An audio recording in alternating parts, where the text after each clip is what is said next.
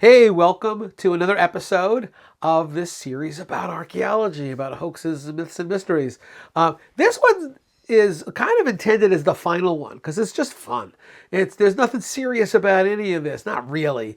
The title of it is Archaeological Follies. Follies is a term usually used in England and Great Britain for sites that are related to archaeology or history, but they're fake, but not necessarily trying to fool anybody. They're just they're whimsical parodies of archaeology and history, of the archaeological record or of the historical record. So I'm going to focus on a number of these archaeological follies. And again, just meant to be fun, just meant to sort of make you think a little bit. And again, using archaeology as sort of a jumping off point. And the first one is one of the really famous ones from the UK. It's called William Danby's Folly, and it dates to 1820. Now, William Danby was this rich guy, and eccentric. And I guess there was a bit of an economic downturn in the region that he administered, that he was living in the big mansion, right? And all these poor farmers were in the surrounding area. And so he decided to do during the Depression, we had the Work Project Administration, the Make Work, so that you'd get paid by the government. Here in Connecticut, we had the Civilian Conservation Corps, where all these kids, these teenage boys, were conscripted to the CCC, and they made $1 a day, and they were allowed to keep $5 of those bucks and use them on the weekend, and the other 25 bucks they sent home. Well, there was kind of a version of that in 1820, where Danby decided to hire local men, pay them $1 a day. I have no idea if that was any kind of real serious money in 1820. $1 a day to build this kind of cheesy knockoff of Stonehenge. Part of the thing there is in the 19th century, as we'll see, when we talk about sacred chambers and sacrificial altars, that there has been a long kind of romantic interest in the Druids and the ancient Celts, and that certainly was the case in the United Kingdom, because that's where the Druids and the Celts actually lived. And so people were excited and interested in constructing what effectively was almost like a theme park based on Druids and Stonehenge, even though it's conflating two entirely different people. And so what you're looking at right there is a completely 19th century structure that has no relationship whatsoever to Stonehenge, has no relationship whatsoever to the Druids. So there's an aerial shot of it. I don't know what you think, but I think that's really cool. It's big. It's this nice kind of a ripoff of Stonehenge, and an exploitation of this romantic notion about Druids and Celts. Danby apparently, according to the story, hired somebody to perform as the hermit. He literally hired a guy to live in the middle of that, and the requirements of this guy was a 7-year contract. So for 7 years, he had to live there, had to interact with people, but he couldn't speak to them. He was not allowed to speak, and he could never shave his beard. So his beard had to grow longer and longer and longer. He had to look like a real hermit, I guess. Apparently the guy only lasted 4 years. He couldn't handle it. He couldn't do it anymore. And so he left, and that was the end of that. That's a typical kind of standard archaeological folly. Now, Stonehenge seems to be a major, almost a predominant theme in archaeological follies. Let's build something that's not Stonehenge, but it sort of evokes Stonehenge. It looks like Stonehenge, and we'll use it for some other completely different purpose. Not to fool anybody. Nobody's doing this to fool anybody. It's just for fun. So this is in Washington State, built in 1929. It is a full-scale replica of Stonehenge, built entirely out of concrete. And actually, it was this guy Sam Hill had the idea to do this. He was a rich guy living in Washington State, and it took years for him to get up enough money to buy some land to allow the thing to be built. And so he built this replica. Now, there was a reason for it. It's really lovely. Driving there, it's this kind of weird, it evokes these weird emotions as you're driving there. And I've been to the real Stonehenge in England, and then you just see off in the distance on the top of this hill. Wow, there it is. There's Stonehenge, and you get closer and closer. And I gotta be honest with you, the fact that it's like totally intact actually detracts from it. There's this strange, very evocative feeling you get at Stonehenge as a ruin, as part of it intact and part of it not. And when you see this, it's just like, it almost looks plastic. It's too perfect. It's too perfect. But it's beautiful nonetheless. And you can walk inside and get an idea about, those are the trilithons, the famous trilithons of Stonehenge, these gigantic stones. At Stonehenge itself, those uprights of those 3-part pieces, there are 5 of them all together, they're like 100,000 pounds. They had to be quarried, they had to be moved like 20 miles. Truly astonishing. Here, they just had to be poured into place because it's all concrete. Hill built this as a war memorial, and there's a plaque right there to the memory of the soldiers and sailors of Connecticut County who gave their lives in defense of their country. This monument is erected in hope that others inspired by the example of their valor and their heroism may share in that love of liberty and burn with that fire of patriotism, which death alone can quench. So built in the 1920s, we're talking about World War I. So it was a World War I memorial. Hill apparently had gone to England and had visited Stonehenge. And whoever was their tour guide talked about Stonehenge as a war memorial. That's not what Stonehenge is. In all likelihood, it's like an astronomical calendar built by ancient megalithic people 4,500 years ago. A huge undertaking, extremely cool place, but not a war memorial. But this is what Hill heard and thought, wouldn't it be great if we could memorialize and valorize, to celebrate the people who gave their lives to defend this country in World War I with a monument like they have in England. And so even though his heart was in the right place, even if it's not, the original Stonehenge is not an actual war memorial. And then that's open to the public. It's kind of like a gigantic art installation, which also, that term, art installation, also characterizes Foamhenge. Yeah. Stonehenge built entirely out of styrofoam. This guy, Mark Klein, I think is a brilliant artist, conceptual artist. And he decided to build Stonehenge, but much in the way that Stonehenge actually looks, that is, as a ruin, entirely out of styrofoam. Full-scale replica. He positioned it was in a public park in Virginia, and eventually, I guess it attracted too much attention. It was a nuisance, and so the state made him move it. But and I saw it when it was in the park. It's now intact, and you can visit it, but it's no longer in its original place.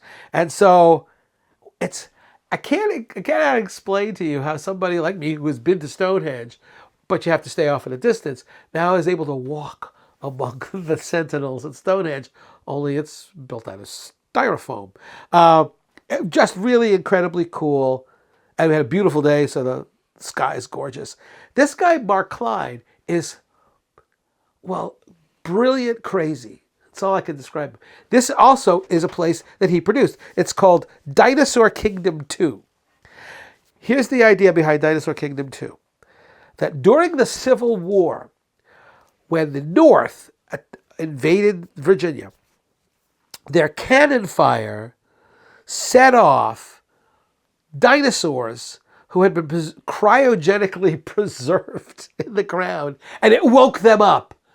And the Northerners used the dinosaurs to their advantage during battles in the Civil War.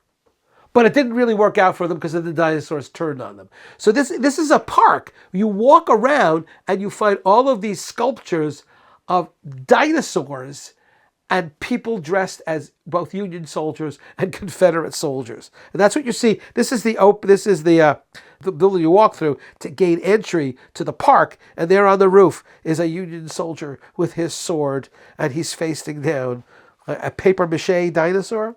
It's really hilarious. These are some images from Dinosaur Kingdom. So that's the guy who built Foamhenge. Now, it's all tongue-in-cheek. It's all hilarious. It's all funny. And what he does is he does set up scenarios. How do we explain Stonehenge? And one of the explanations, traditionally, for the real Stonehenge, was that it was built by Merlin the magician. That Merlin the magician had the ability to levitate large rocks, and he literally had them walk across the British countryside, and he installed them as this enormous monument. Merlin the magician had nothing to do with Stonehenge, but that's one of the hypotheses. So Mark Klein has kind of glommed onto that, has embraced that, and has included in this image of Merlin, who apparently is surfing one of the stones into place. So there's Merlin. None of this is serious. None of it is intended to fool anybody. It's entirely a joke, but it's a really entertaining joke. And of course, Carhenge, Nebraska, built in 1987. Apparently, this is just some really interesting family. That there was somebody died in the family, and they had a big family get together. This is in the early 1980s, and they said, we ought to get together. We only get together as a family when somebody dies, and we should have a big reunion. And they decided on 1987, and they were just kind of talking about, well, what should we do at the reunion? What should we do to get people to come and do something really interesting? God only knows who said this, who decided this, but they came up with the idea of building a replica of Stonehenge entirely out of junked cars. Oh, you gotta respect that, right? Yeah, that's amazing. And that's exactly what they did. They built a replica of Stonehenge with a bunch of junked cars. What's funny is you can see it, I guess, from the nearby highway. And it was causing traffic accidents, and traffic would build up as people are driving by going, what are they doing? There's nothing in Nebraska but corn, right? But now there's like a bunch of cars all stacked up on one another.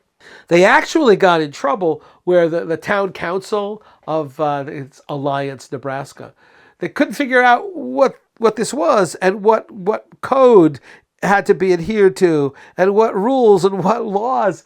And so at first they said, okay, we're going to call this a trash dump. And you can't have, it's illegal for you to have a trash dump right there. And then the guy who was kind of in charge of the land, he responded by saying, no, it's an art installation. It's not a trash dump. And that's not regulated by any rules or laws or codes. So then the next thing they did was say, yeah, but it's a public nuisance because you're causing all this traffic to build up on the highway because people want to see it. So then the owner said, well, I'll tell you what, I'm going to build a parking lot. And there'll be a sign on the highway, so you don't have to slow down on the highway. You get off of the road and you can come see Carhenge. And eventually, it got so much publicity. So many people said, what a really cool, crazy idea, that they actually, the town administration relented, and now Carhenge is a major tourist attraction. Well, there's not a lot to compare it to, right? What else are you going to see in Nebraska? I'm sorry if you're from Nebraska, but Nebraska. So, and that was a major tourist attraction. It's a big website for it. I really wanted to go, but in all my travels, I've never been able to justify going so far into the middle of effectively nowhere to see Carhenge. Someday. It's on my bucket list. I'm going to make this big tour of the northern plains, and damn it, I'm going to see Carhenge for myself. Because, who doesn't want to see a replica of Stonehenge built out of junked cars? I mean, everybody does. And there's a shot of it from down below. These are all photographs that from Google. So my favorite of the archaeological follies is one I heard about first in 1990. And here's a little background. Yes, people, there's a lost Egyptian city in California, confirmed by archaeologists. Well, not exactly. Here's where it all starts. It starts with this guy, Peter Brosnan. Peter Brosnan was a film student in the 1980s in California. And the way he tells the story, and he tells it better than I ever will, that he and his mates were just kind of hanging out, drinking beer. And one of them said to Brosnan, "Did you hear about the lost Egyptian city in California?" The brother said, "What the hell are you talking about?" He goes, "Here's the story. This is Cecil B. DeMille, one of the most famous movie directors ever. This guy had a career that lasted more than 35 years. He was directing movies in the early 20s, black and white, silent. And his last movie that he directed was in the late 1950s. He died in 59. And Cecil B. DeMille, the reason I know about Cecil B. DeMille is that I'm pretty sure that one of his movies was the first movie I saw in a movie theater when I was 4 years old. And it was 1956, I was born in 52. It was the famous 10 Commandments, starring that dude right there. That's Charlton Heston. I know you've all seen Mel Brooks in History of the World, where he says there are 15, and he drops one of the tablets, and there are no longer 15 commandments, there are 10. Well, that's the true story. But the story told by Cecil B. DeMille is the story straight out of Exodus in the Old Testament of the Bible. It's kind of remarkable, the star power. Heston played Moses. Yul Brynner played Ramses. You got Edward G. Robinson, who's a very famous actor, but he was always did like gangsters, and he was playing one of the Jewish overlords who actually was like cooperating with the Egyptians as the Jews were slaves unto Pharaoh. But he used exactly the same voice. So in his gangster movies, it's, yeah, see, this is Edward G, see? And when he's, hey, Moses, see? And you go, oh, God, why did he get the part? But you've got John Carradine and Vincent Price, who are very famous in horror movies, who played there. Yvonne DiCarlo, who I'm pretty sure was Lily Munster in The Munsters. So she's in the movie. John Derek, who was he's famous because he was married to Bo Derek. So there's a lot of big heavy hitters in Hollywood. Loved Yul Brynner as Ramses. That was hilarious. Not intentionally. But in any event, so that DeMille produced this movie, huge expense, 1956. I was 4 years old. I think it's the first movie I saw in a theater. And here is the famous scene of Charlton Heston parting the waters of the Red Sea so that the Jews could escape from Pharaoh. Heston was forever tarred with that brush. He was always Moses. He was always the symbol of Moses. But here's the deal. Cecil B. DeMille, this was his second go at the Exodus story. The second time he directed and produced a movie based on the book of Exodus in the Bible. The second movie he directed called The Ten Commandments. He directed one in 1923. So 1923, The Ten Commandments produced by Cecil B. DeMille, silent, black and white. Now, DeMille was the master of the large-scale epic movies. He made movies that cost a lot of money, that had huge and expensive sets and enormous numbers of extras. That's what he was known for. And biblical themes were one of the things that he really enjoyed. Now, this movie actually, the publicity behind this movie was that DeMille had just produced some very big epic, and there was a contest. Whoever suggests the best movie for DeMille to make next wins a prize. And so I'm sure the whole thing was set up. Some woman in Chicago said, well, you really ought to do biblical stories. We should not get back to the Bible. So DeMille showed up in Chicago, gave her her prize, and said, we're going to make the Ten Commandments. This is in 1923. But now he's got a challenge. You're going to need a lot of extras. You're going to need a huge set, and you're going to need a setting that matches ancient Egypt. Now, apparently the studio had considered, this is Paramount Productions, the studio had considered actually shipping everybody off to Egypt.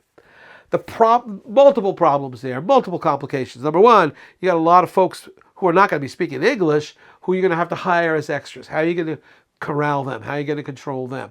You have to ship a lot of people, very expensive. You can't fly across, you got to take a ship. And all the technical crew, all the actors. And you got to have to put them up in a hotel in Egypt. And also, the kind of ironic thing was, you got authentic Egyptian pyramids and sphinxes in the backgrounds, but they're all ruins, where you're trying to portray Egypt at the time. So they decided not to do that. Luckily, north of Los Angeles, today it's like maybe 3.5 hour drive. Back then it was a little longer.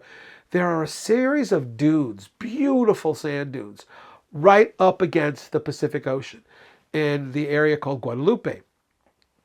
It was privately owned, and DeMille must have had some of his folks went up there, they scouted it out, they talked to the owner. The owner rented the dunes out to DeMille for a very small fee. And DeMille said, that's where we're going to shoot the movie. Those sand dunes are going to be Egypt. Now, couple of issues. Issue number one is it's right up against the Pacific Ocean. So you have to make sure the cameras are always facing away from the water or it won't be Egypt. But one problem they didn't have was sound. Now, if you're filming by the Pacific Ocean, the thrum of the waves hitting is always going to be an issue. But it's a silent movie. It doesn't make any difference that the waves are making all that sound. But now you're also 3.5 hours, 4 hours, 4.5 hours outside of Los Angeles. You're not going to commute every day. You have to bring everybody, the technical crew, the actors. It's going to have to live there, or in hotels or motels. He set up a tent city. He set up a tent city where all of the actors and all the technical crew stayed. And the extras, he hired local people who lived in the area to be in the movie as the Jews and as the accompanying Egyptians. So we're going to move the whole crew. We're going to move them up to Guadalupe. This is what it looks like. It's a really beautiful area. I've been there, spent a little time there. And you're going to have to reconstruct a huge set. And it's going to cost a ton of money. The original budget for the 1923 movie is $1.5 million, which is a ton of money. Based on the studio's own records, 500,000 board feet of lumber shipped up to Guadalupe, 300 tons of plaster. The set was 800 feet long, 120 feet high, and they built 20 sphinxes. Now, these aren't the size of the Great Sphinx, but these things are enormous, and you'll see pictures of them in just a little bit. So he's got to create this impression that you're at the gates of an Egyptian city with 20 sphinxes lining the avenue, and there are going to be hundreds upon hundreds upon hundreds of extras portraying the Jewish slaves that are talked about in the book of Exodus. Now, that's what the area looks like today. So there's a little bit of vegetation. Now imagine that superimposed over that area. Those gates, the gates, that's that bas relief where you've got the archers and their horses, you got the 20 sphinxes, you have these 4 absolutely monumental statues of the pharaoh. And a lot of the activity is going to happen right here. Now that's just the facade, it's just a movie set. In the 1956 movie, they recreated that same scene. So you look, it's in color, of course, and there's Charlton Heston in front, about to let, his people will follow him out of Egypt when the Pharaoh says, okay, leave after the 10 plagues and all. And that set is a really good reproduction of the set made for the 1923 movie. This is about a 30-second snippet of that movie. So here's one of the sphinxes. This is an overseer, an Egyptian overseer with his whip, watching as the slaves pull another one of the sphinxes along.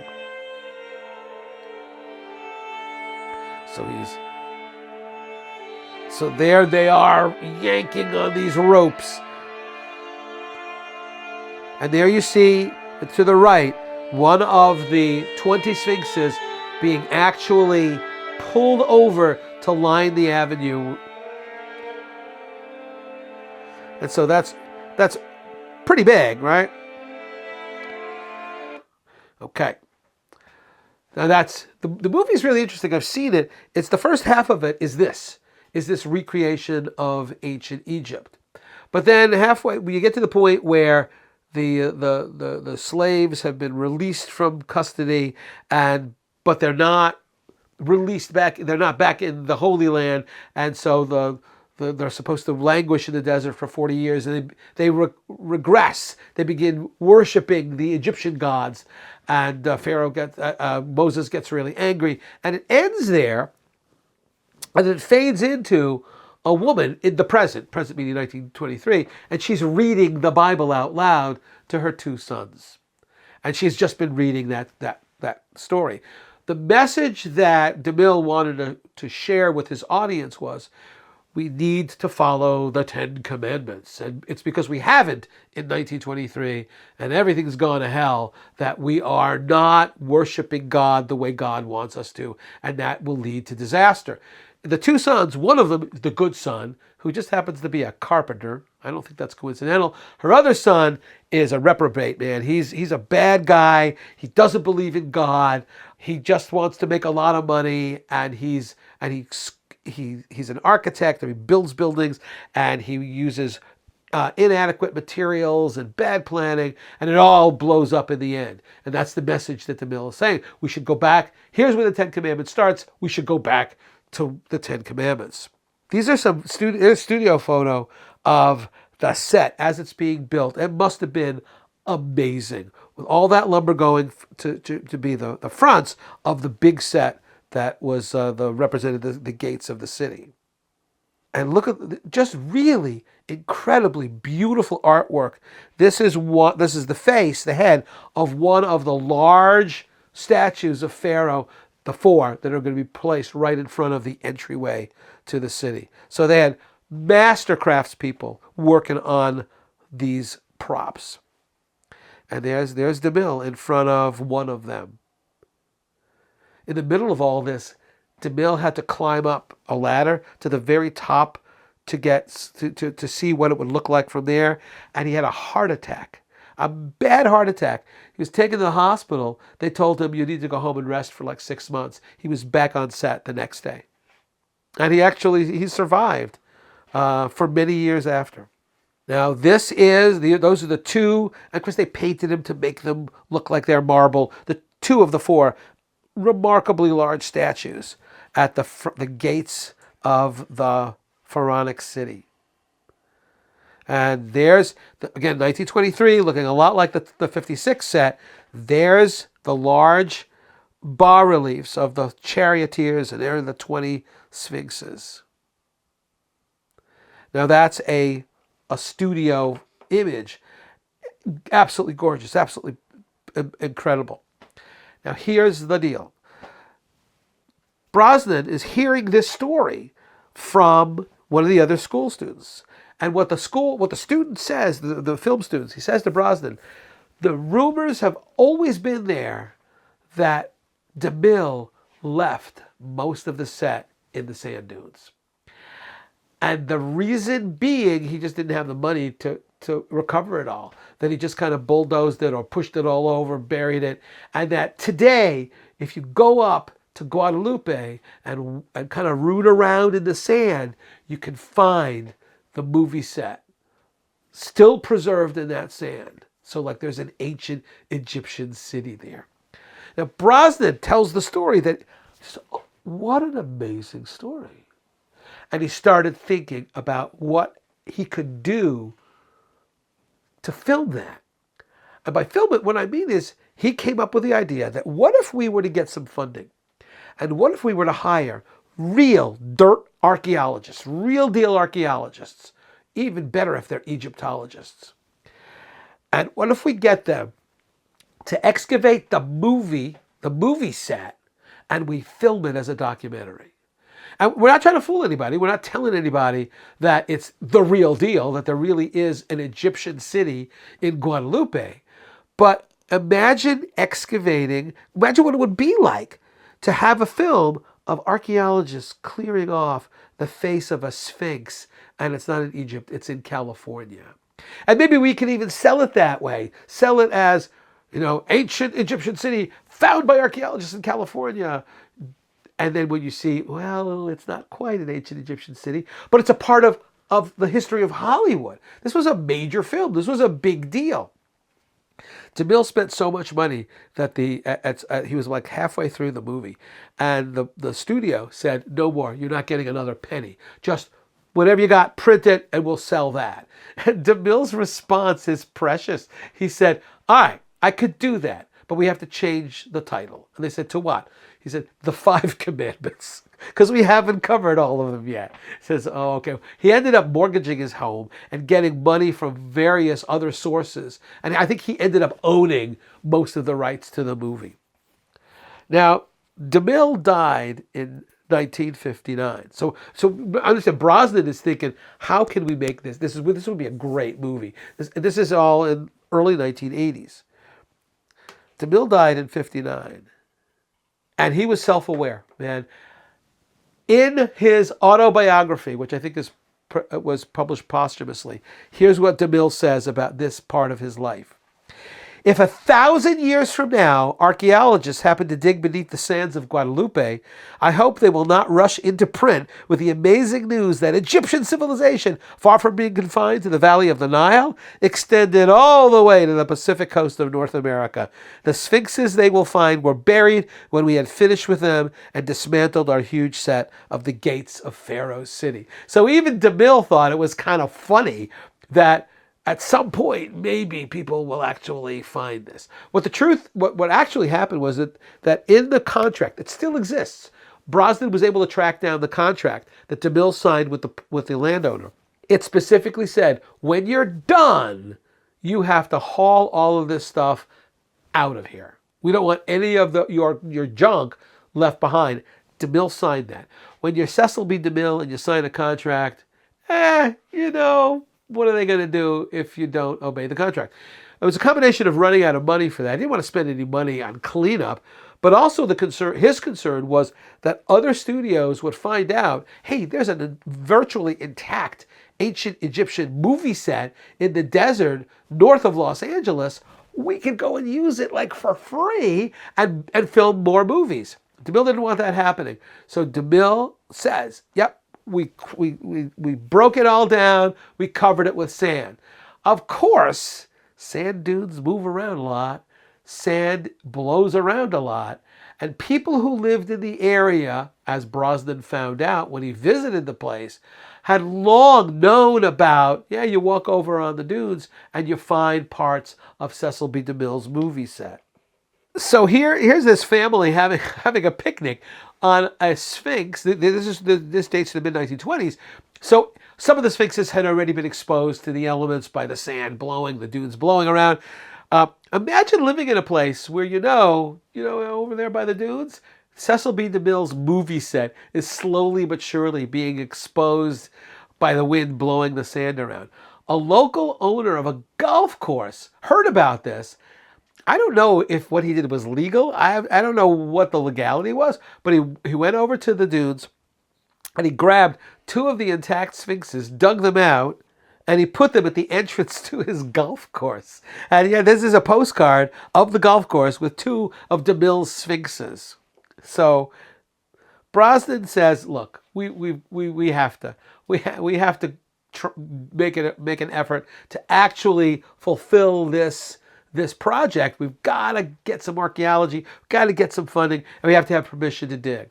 At this point, when Brosnan was interested, the site had been sold to the state and it was a state park. So it's a state nature preserve, which was going to cause problems. Now, Brosnan tried for a long time to get this project underway. And there were always issues and always problems. Either there was no funding because, archaeology, make a documentary of archaeology of a movie set was kind of weird. And there also was the problem that area's a nature preserve. And so do you want a bunch of people traipsing through the nature preserve and digging up holes? And there were a bunch of environmental regulations that had nothing to do with building a movie set, but would have applied if he was building a bunch of condos on the site. But even those environmental laws were being pushed onto him, and it was very, very difficult. And he kept getting okays from some people and not okays, and it was a real hassle. But eventually, he got permission to do a small-scale excavation, and then later on in the 21st century, he got permission to actually fulfill the goal, to actually hire archaeologists, real-deal archaeologists, to do a genuine, authentic excavation of the 1923 movie set. So I've been there. When you're not allowed to walk on the dunes because there are some birds that nest there and they're endangered, but you can drive by and all those white things that you see on the top of that knob, that's all plaster. It's all pieces of either the sphinxes or the movie sets. And they've been buffeted around by the winds and the sands, and so a lot of the stuff is just garbage. But it's not natural. It's not native there. There's dimensional lumber, and there's a whole lot of plaster. Yeah, you see there really very clearly. So that if you were to do a full-scale archaeological excavation of the movie set, you would be picking all that stuff up and trying to fit it all together. That's not what Brosnan was able to do, but it's kind of shows how, yeah, even a 1923 movie set, especially one of an ancient Egyptian site, would be a really cool thing for archaeologists to look at. And some of these photographs are just remarkable. Again, this is none of this is real. All of this is from a 1923 movie set. And there's the face of one of the sphinxes, and it's pretty beat up. This is even better, right? So again, that's real archaeology. As an archaeologist, I recognize exactly the techniques they're using to uncover part of that movie set. And look at that. Isn't that astonishing? That's one of the pharaohs, one of the four statues, monumental statues of the pharaohs. So enough of this was preserved that you actually could get a feel for what those props looked like in 1923. Now, what you're seeing here is most of that photograph is a photograph of one of the sphinxes in place where it was left to be obliterated, but it wasn't obliterated, some of it preserved. What you're seeing on the right, the inset, is a screen grab from the movie. So there's a circle around the haunch, right? The right rear leg of that sphinx, of the lion.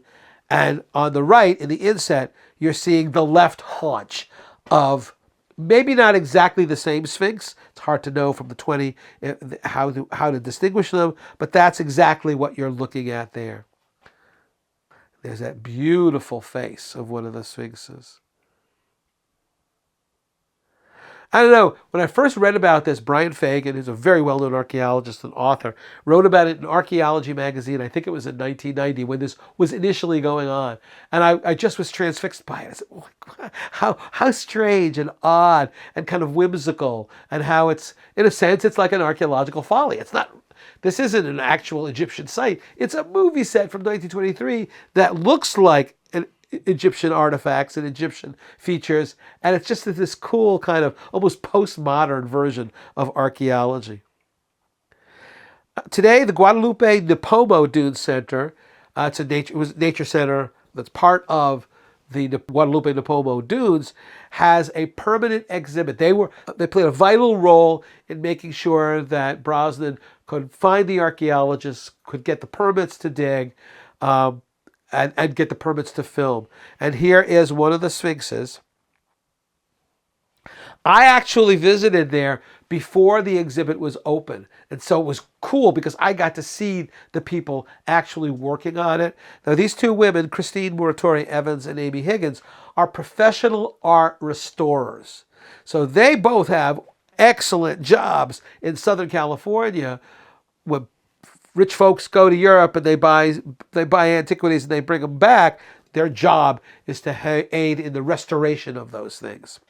And they signed on to this project to help restore some of the fake Egyptian objects from the 1923 movie. And I got to talk to them, and they just did an amazing job. Really, really dedicated to the project.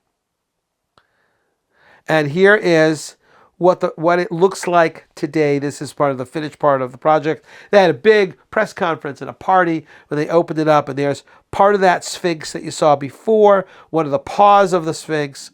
DeMille had to build a tent city. So not only is there the movie set that was excavated, there's the living quarters of the people who were there on site to work on the movie are still there. And all the stuff, the garbage they threw away. Remember in the episode that I'm calling the very first one, we say archaeologists are all about recognizing the unique footprint of a group of people. Well, the archaeological site of the tent city is an archaeological footprint of a unique group of people making a movie in 1923. And here's what's interesting. 1923, it's the middle of Prohibition, so you can't have booze. One of the things they found, one of the really common artifacts they found in the village where the people were living, cough medicine bottles. You know why? Did everybody suddenly get croup? Everybody suddenly get bronchitis? Maybe, or maybe it's because you were allowed to put a lot of alcohol in cough medicine. So they're shotgunning cough medicine and saying, oh, I got a cough, I got a sore throat, I need it. And really what they're doing is they're drinking alcohol. DeMille was really kind of stiff-necked about this. There were to be no relations between men and women in the tent city. So even married people had to sleep in separate tents on separate sides of the city. DeMille was kind of a puritanical about that. Now, of course, Sci-Fi Channel knows about this excavation, and they make a movie called Sands of Oblivion. Here's the idea behind the movie. And this is before the main excavation. Archaeologists are called in to excavate Cecil B. DeMille's movie set. But what the archaeologists don't know is that when DeMille made the movie in 1923, he went to Egypt, brought some genuine artifacts over, including an amulet that nobody understood or recognized had a demon trapped inside of it. And when they made the movie, the demon escapes. So understand, this has nothing to do with Brosnan. This is a pretend version of an archaeological dig at the movie set, and a demon is released into the world. And there's a lot of violence in the movie. If you're not into blood and like people having their heads cut off by ancient Egyptian demons, this movie might not be your favorite. People in the movie, if you are a fan of the Firefly movie, Joss Whedon's Firefly, which made that after Buffy the Vampire Slayer, I loved that show. It was only on for a couple of years. And then a movie called Serenity. Two of the stars of that series are highlighted in the Sands of Oblivion. Morena Baccarin, who was the consort in Firefly, and not one of the Baldwin brothers, Adam Baldwin, the guy who played Jane in Firefly, is one of the archaeologists. I think Morena Baccarin is like his ex-wife, and they're both archaeologists and competing. I think this is one of George Kennedy's last movies. He's a real big movie star. He's in Cool Hand Luke. He's a lot real good character actor. And what he plays an adult man in the present, meaning the 21st century, who was a little kid when the movie was made, and that he knew where Cecil B. DeMille, at the end of the movie, had recaptured the demon and had put him back in the ground. So it was only the archaeologists. And archaeologists do this all the time. We release demons by digging. This is, again, from that same sci-fi movie. There's the guy playing Cecil B. DeMille. There are a couple of actors. I mean, this is so postmodern, it's ridiculous. So those are actors in 1923 portraying Egyptians. Only, of course, this movie is made in like 2009 or 2007. I wonder if, and I'm not sure if that's Moses holding the staff. And that little kid in the foreground, he grows up to be George Kennedy, who, when he's helping dig the site, the Egyptian demon yanks one of his arms off in what is a very awful scene. The movie it's really interesting. This is from the sci-fi movie, replicating, again, using a computer animation, the filming of the movie in 1923. And there is one of the actors being attacked by one of the Egyptian demons.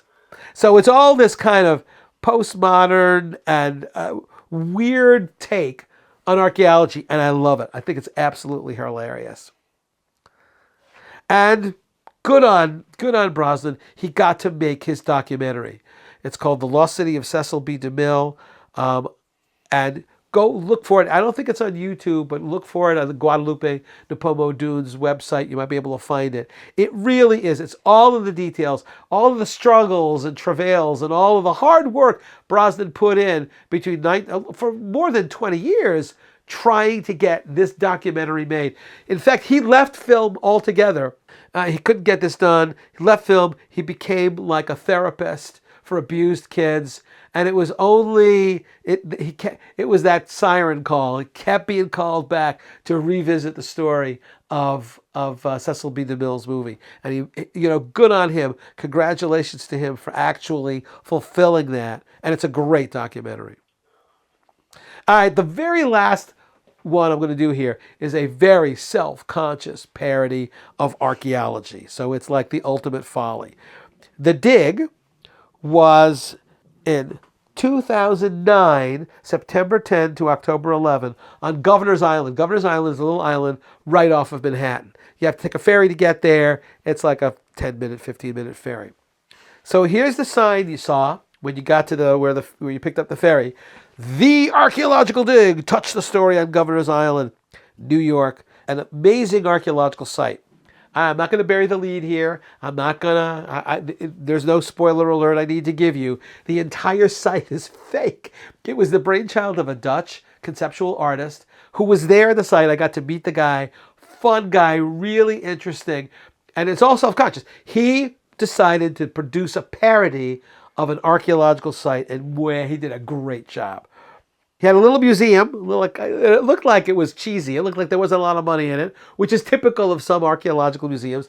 This winter, during demolition works in preparation for the site of the future park, contractors by accident discovered the remains of the abandoned Goverthing settlement. Totally made up. Since then, an archaeological team from Flanders, Belgium, has been examining this part of the island. You walked in, they had signage, really nice signs, everything looked really professional. And again, in their museum, they had a reconstruction with a church. And the conceit here, the kind of running joke, was that this was originally settled by the Dutch in the 1600s, and it had become, over the years, its claim to fame is that it was the world center for the production of snow globes.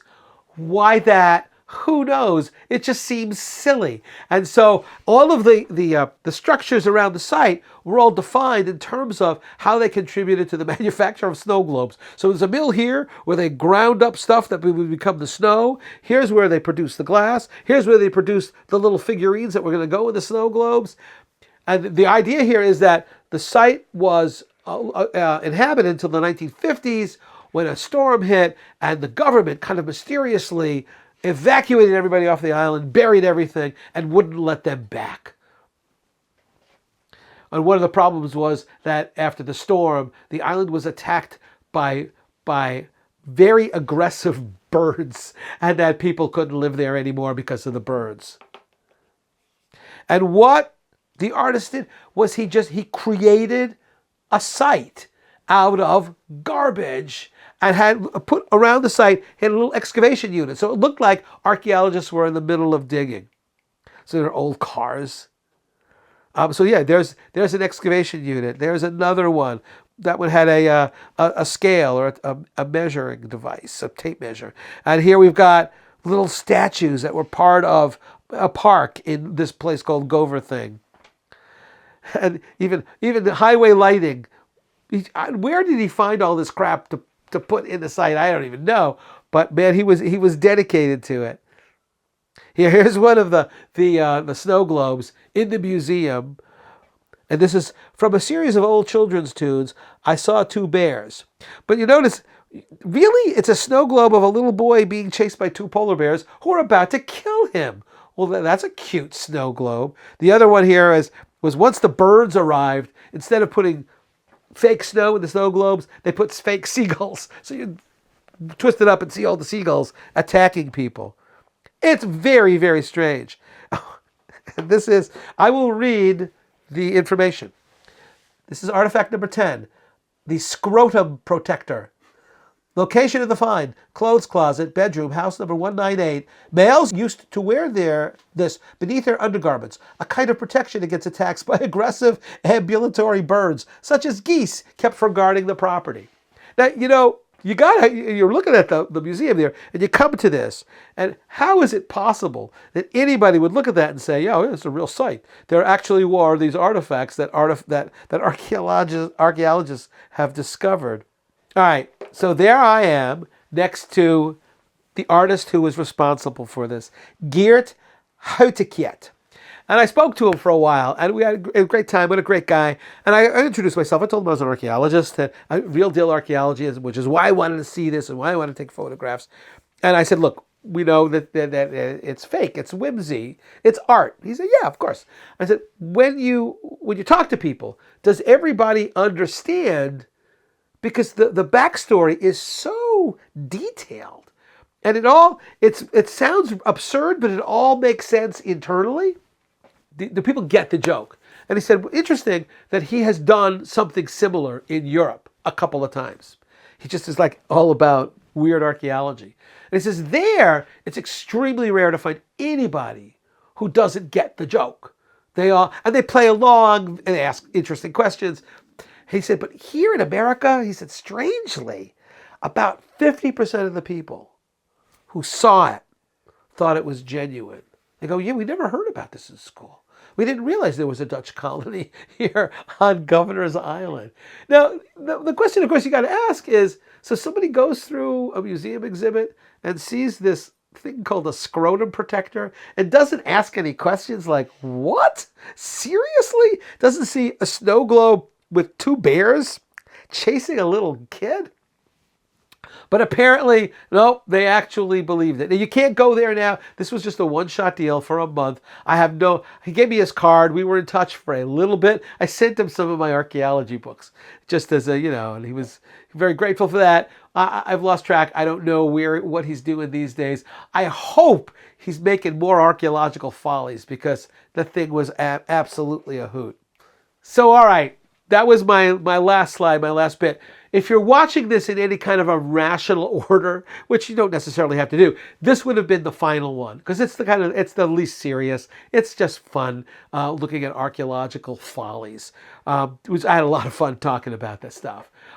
Listen, I really appreciate the fact that you've stayed through this. Maybe you've seen all of the episodes, maybe just a few. I hope you enjoyed them. I hope you learned something from this. Obviously, I'm committed to talking about the human past and committed to learning more about it and sharing what I've learned with other folks. So I hope you've enjoyed it. A big shout out to Dr. Holly Norton, who is an archaeologist in Colorado. She is the head of the Division of Archaeology and Historic Preservation in Colorado. And she's a Facebook friend. She reached out to me and said, hey, Kenny, we know your book. Would you like to do something based on that book? And I said, yeah, absolutely, I would. So great, very grateful for that. I'm really grateful for the crew here. We have William Saris and Rui Pinho, who just have made my nonsense sound maybe at least marginally comprehensible and entertaining. And thank you all for watching. Thank you all for any feedback that you're going to provide to me, except threats and stuff like that, which I get occasionally. But I hope you enjoyed it. I hope you learned from it. And I hope you continue in a quest to know more about the human past first by reading all of my books, of course, but also by going to visit sites and watching documentaries done by real archaeology. Archaeology it's fun, it's entertaining, but it's also very informative. We know where we've been as a species by doing archaeology. So again, thanks a lot, and I hope you enjoyed it.